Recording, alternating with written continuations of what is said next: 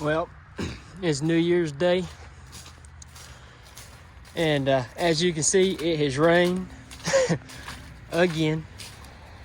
Pretty fitting that it flooded last night, being as it literally rained all 2020. For like the second year in a row, we've had record-setting rain.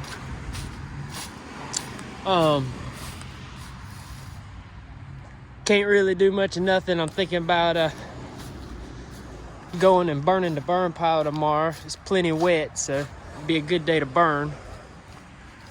I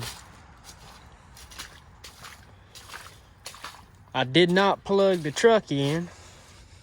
It ain't been driven in 3 or 4 days. That since that last video I put up. So I didn't plug the truck in because it's been nice and warm. And last night, of course, it turned pretty doggone cold. Down in the 40s, which is cold for here. We're gonna try and start this thing, let the battery charge up a little bit. Done check the oil. It's got an oil cooler leak, so check the oil, make sure it's good. It'll probably leak a little bit since it weren't plugged in, but here we go. Make sure to see.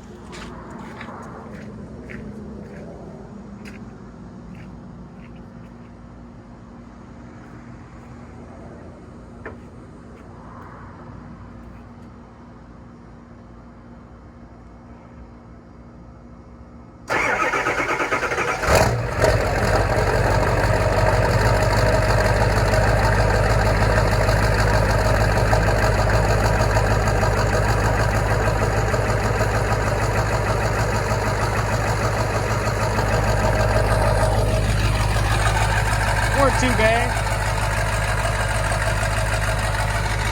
Got a little bit of smoke. I know it's kind of goofy having a damn side pipe on this thing, but when I bought it, the guys that had it before me messed up the exhaust. Here, I'll show you this. I got it over here in the scrap pile. Something else I gotta do. I might make a video of that. Gotta haul a couple loads of scrap away, and I normally do that in the wintertime when there ain't no work. This is one chunk of it. This is what the exhaust looked like when I bought the truck.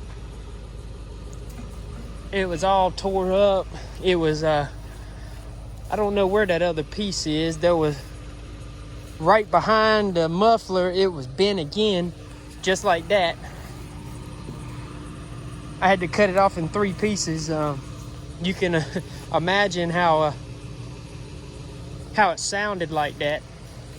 So I cut it off. It's a little loud, and I planned on getting another exhaust run one day, but I got so busy I just bought a $5 90-degree pipe and have run it ever since. It's not too terribly loud in the summertime, but this time of year is pretty loud. You hear it high idling right now. It'll do that for a little bit, and then when you hit the gas pedal or the brake pedal or something like that, the high idle shuts off. It goes back to normal. This old truck's kind of rough shape. She runs great, but it's still in a little bit of rough shape. I need to go in there and drain the gas tank or the fuel tank and clean them filters out. And it's got a fuel line problem. When you get down to about 1/4 of a tank, it's got trash in it, and it wants to run kind of trashy till you put fuel back in it. I've been putting that off. Just keep the fuel tank full when you don't have quite as big of a problem, but that'll be another wintertime project. It's like I said, it's New Year's Day, and I'll have some work off and on for the next couple months, but I won't be going wide open again until probably March. So we sell Christmas trees in December, and then once Christmas tree season's over, I deer hunt. Got the tractor loaded up. It said it was so wet the other day when I got back that I didn't unload it, just left it on. And well, since it's already loaded up, I might as well go burn the burn pile.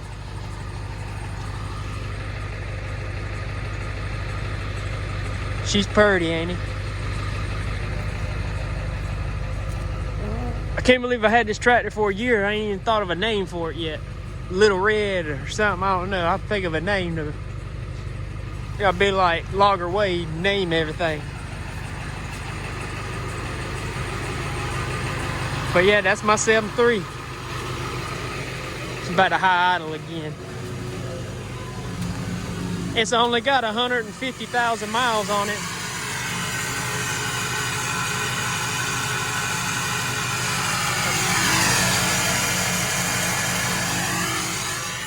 (2001).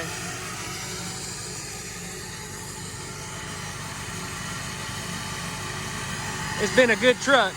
I bought it back in May. I probably put 10,000 miles on it since May.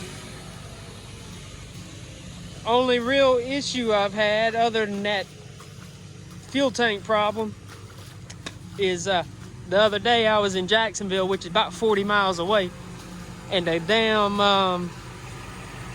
the shifter linkage broke on me. I turned the truck on, put it in drive, and I felt it break when the tube in there, it's an aluminum tube. It's about 1.5 feet long. I felt it break, and I knew right then, because that happened the first day I bought it too. So I knew right then I needed to go straight home. Don't pass go. Don't collect $200. I drove it straight to the house, because if I had pulled in a parking lot and shut it off, that'd have been it. You can't get it back in park, and you can't get it started. So I drove it home, went to AutoZone, or no, Advance Auto Parts, because it was the day after Christmas, so all the damn parts houses was closed. I normally go to Napa.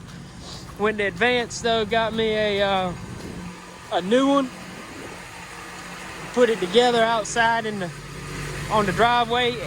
That night it was about 29-30 degrees. It was colder than hell.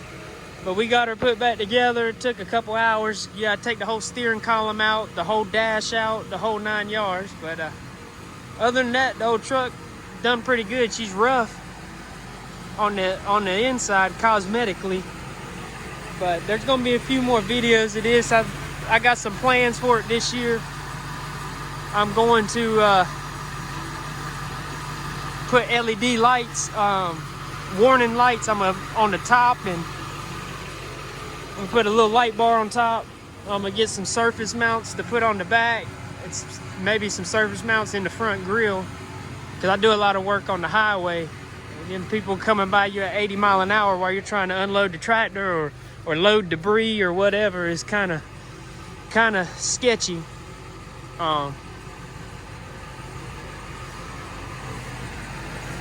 Yeah, that's the old truck. She's a tough one now.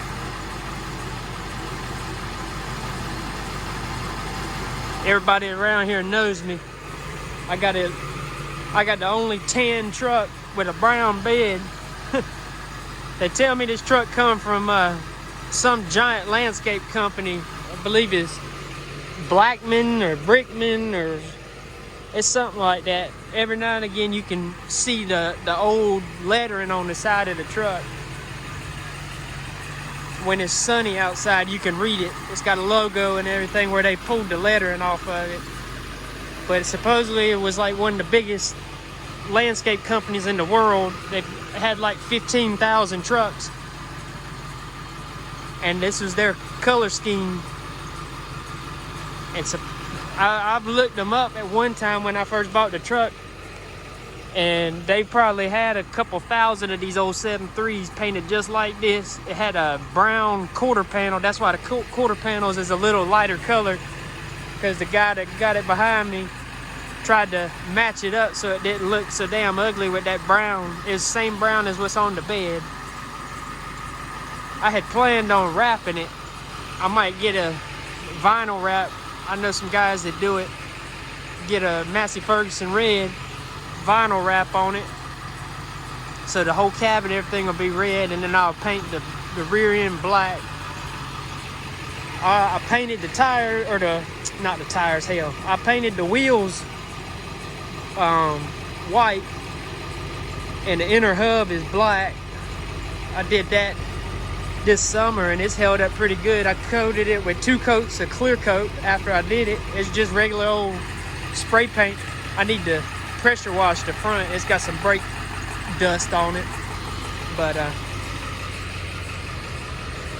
I might try and go back and post some pictures of what it looked like when I first bought it. It's a night and day difference. I've gone through multiple different sides too. When I got it, I couldn't figure out which sides I wanted. It come with a heavy duty set that was 4 foot high. That's the old doors off of it there. And then these are the 12-inch sides I made when I first got it. And then this is the original sides that come off of it right here. They're 4 foot high light sides. They work pretty good. I still use them occasionally. They work good when you're hauling sand or leaves or something like that. Or no, mulch. Mulch, it works real good because you can stack it all the way up to the top. But they're real lightweight and they're giving out. It's that, it's not real wood. It's like plastic steak pocket holders. Like PVC or something. Sorry for all the junk out here. But what I did, I said that's the original tailgates off of it. What I ended up doing is I just I took the top, those are tuber 12s that's on it, on the sides. I took the top board off, or the top 2 boards off actually, and then took the grinder and just cut these in half so that I needed to be able to load it with the tractor, which we've already talked about how I don't have enough lift capacity, or not lift height, to get up there. So that's why I cut them this way, or the way they are, and it works great like it is. I'll post some more videos of when I got this thing loaded down, stacked 10 foot high. I believe she's warmed up now. I didn't even see if it was leaking any oil. It only leaks when it's cold, when them gaskets in there will leak. But once the oil starts warming up, it don't leak no more.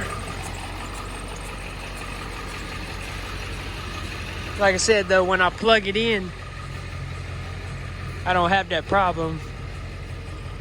It might leak a drop every now and again, but that's why it's parked out here in the yard, not on the driveway.